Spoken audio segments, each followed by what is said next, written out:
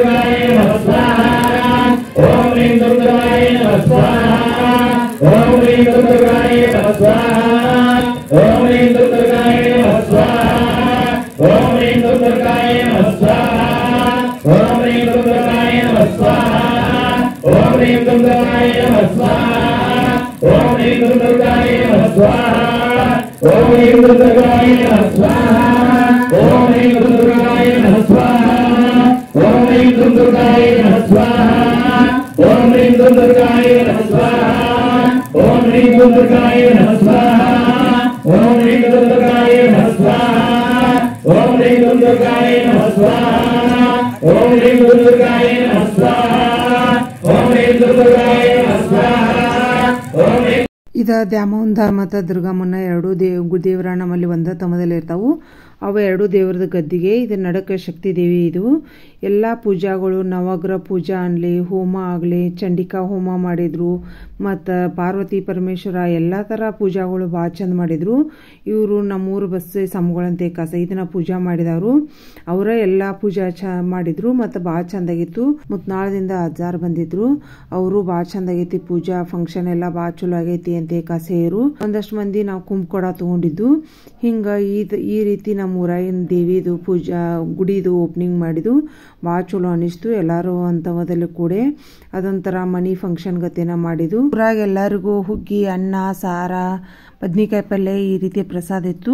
ಅದರದೊಂದು ಸ್ವಲ್ಪ ವಿಡಿಯೋ ಮಾಡ್ಕೊಳಕ್ ಆಗ್ಲಿಲ್ಲ ನನಗೆ. ಅಡಿಗೆ ಮಾತ್ರ ಭಾಳ ರುಚಿಯಾಗಿತ್ತು ಅವತ್ತು.